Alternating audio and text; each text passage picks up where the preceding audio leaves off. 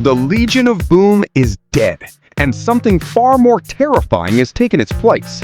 Seattle's dark side didn't just win a Super Bowl. They turned the NFL into their personal nightmare. Now, the hunt begins.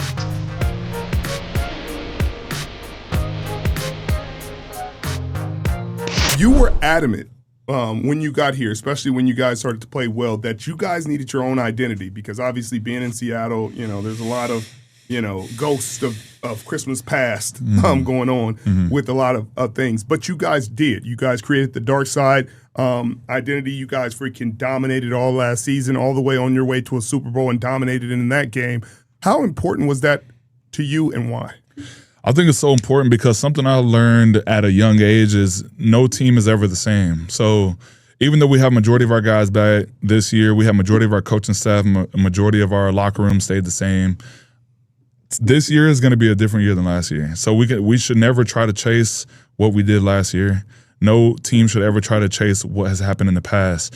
And, everybody in Seattle, including in this building, has so much respect for the Legion of Boom era and what you guys did here. Like, you guys were amazing. And it's like you guys set the standard and the tone and, the code for what it looks like. But at the same time, every year should try to create their own. And, like you said, I think when I first got here, I kind of realized that was just the energy around this place, even outside of the building. You could tell people just really held on to that old championship team. And I just felt like we weren't going to get anywhere by doing that because you're never going to make it somewhere by trying to copy something else. Right. And then I remember like halfway through the season, our defense was balling. We're getting takeaways, shutouts against offenses and stuff like that. And I started seeing stuff on Twitter. All the guys on the bus were like, everybody's comparing us to the Legion of Boom. And then, we were like, we got to make our own thing. Yes. So, me, D-Law, and Jay Reed, we were like kind of sitting in the back of the bus, like some of the vets in the D-line room. We were like coming up with all these different names. And we talk about how it's like dark in Seattle. And we always talk about like cutting the team's water off, like don't let them score and all that type of stuff. And we kept talking about this like dark thing, how it's like hard to come to the PNW, play in this like cloudy weather, defense is, shutting teams out. And we were like, this is dark side, man. It just, and it stuck. Everyone loved it. If we just won a game, we're not going to all of a sudden, start taking back, feeling ourselves, smelling the flowers and all that type of stuff. So in this league, in this business, you got to treat every day the same regardless of if you're winning or losing. It's about the process over the results. And that's kind of what I had to learn in a lot of my losing seasons, regardless of the outcome of the game and the seasons. I had to continue to be myself, continue the same process. But at the same time, to go through so many losing seasons and go through the peaks and valleys, like you said, I've had good moments and low moments and kicked while we're down, all those type of things. And to finally be year 12 now and, getting that Super Bowl with a team of men who just love each other, I think that was another part that made it so special. Like, this is a group of guys that I've never been around before, man. It's like these teams really fight for each other, love each other. And I think because of that, like, we deserved to have a Super Bowl ring to show for it and to have a opportunity and chance to, like, come back for reunions together and, like, keep seeing each other and keep, staying in each other's lives because this was a special group of men that, I fought with last year. And it's cool to see that, we have a reason to celebrate each other. To me, it was his humility and vulnerability. Like the way he came in year 2, I already respect him year 1 just because he's a defensive mastermind, genius. You could just tell the way he talked about defense, the way how he was passionate about calling defense, the way he allowed all the players to be uniquely themselves. I think that was already a standout to me. Like, even though me and Jay Reed may play the 3 technique, we're different body types. We're going to get off differently. We're going to different arm lengths. So he's going to let us play to our ability. I think that was unique in a certain way, but really made me start, loving him and respecting him as a man, not just as a coach. We started year 2. He went up in the front of the team meeting, and he pretty much in front of the whole team just was like, hey, man, I feel like I got to work on this, this, and this. I wasn't good enough at this last year, and I got to get better at talking to the team. I got to get better at being comfortable in front of the team meeting room and being a better leader and all this other stuff. And I think, you know, in a way, it kind of made everyone in the room kind of relax their shoulders, not be so uptight, because you're kind of like, okay, the head man is willing to critique himself, try to get better, find ways to get better. And you could tell he's chasing edges every day. So when you hear them coach us, you know it's not personal, you know? Like if you hear something from the coaches, you know that they're equally trying to get better. We're trying to find a solution to the problem, not the person. You know what I mean? It's never like a personal attack.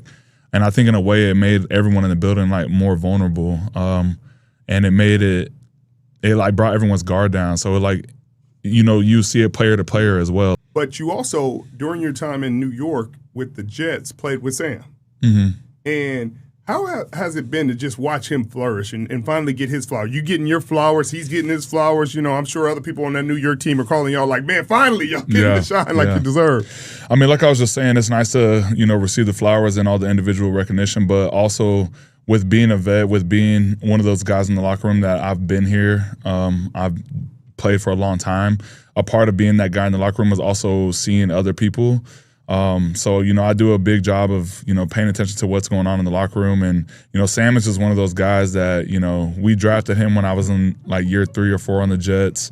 And just to see his journey being, you know, counted out by so many people, and just to see him come here and see the same confidence that he had that he was at USC is the biggest like thing I've ever seen out of him. Like it's like he could have easily, through all of that, you know, bounce around team to team, all the bad press out there, you could lose your confidence pretty easily in this field of work. And he had the same exact confidence that he had while he was at USC, and it never wavered. And you know, that's I think what helped him get over the hump and just continue to grind and continue to be in this league for a long time and, you know, be who he is. The Legion of Boom is dead. And Seattle may have something even more dangerous now. For years, every great Seahawks defense was compared to Richard Sherman, Earl Thomas, and the legendary 2013 championship group. But Leonard Williams and this new generation refused to live in the past. They created their own identity, the dark side. Last season, Seattle allowed just 17.2 points per game, finished with the NFL's top-scoring defense, and then destroyed the Patriots 29-13 in Super Bowl LX. This wasn't an imitation. It was a warning. But the name Dark Side didn't come from a marketing department. It came from the players themselves. When Seattle's defense started destroying offenses, the comparisons immediately appeared. Is this the new Legion of Boom? The players heard it everywhere. So Williams, D-Law, and Julian Love started talking on the team bus about creating something different. Seattle was dark. The weather was miserable. Offenses couldn't score. And the defense kept talking about cutting the water off.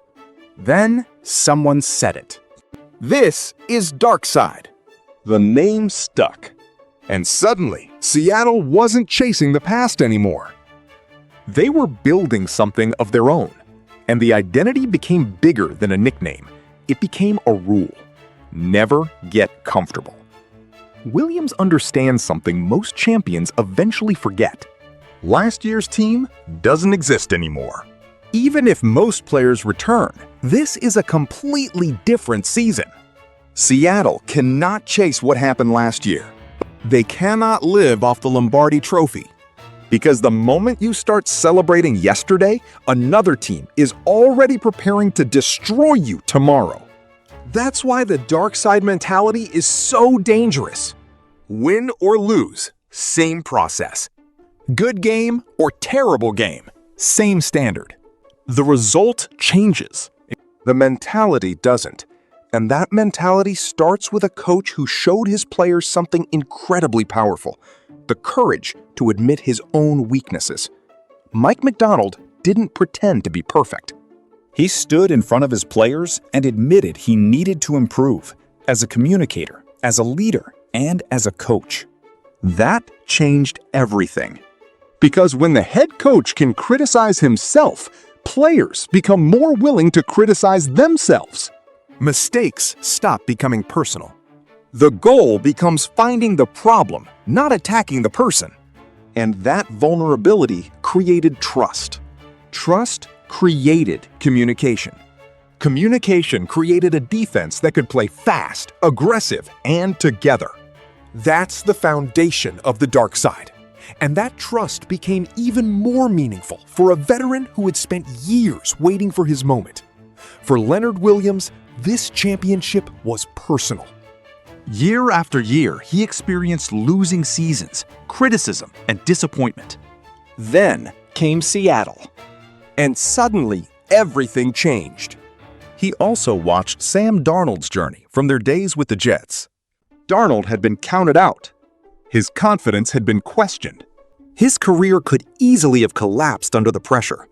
But Williams says the confidence Darnold had at USC never disappeared. That belief survived everything. And now both men finally received the recognition they had spent years waiting for. But now comes the hardest challenge of all, proving the dark side wasn't a one-year phenomenon. Seattle has the championship. They have the identity. They have the chemistry. But now they have something else.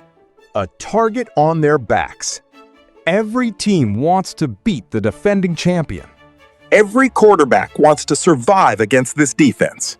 And every comparison to the Legion of Boom is about to get louder. But Seattle doesn't want to be the next Legion of Boom. They want to become the team future defenses are compared to. The old ghosts are gone. The dark side has taken their place. And the NFL is officially on notice. Mic check 1 to 2, -1, -2. Game over for this video, folks. Smash that like button, drop a comment, and subscribe to stay in the huddle for more. This is NFL Madness, bringing the heat and signing out.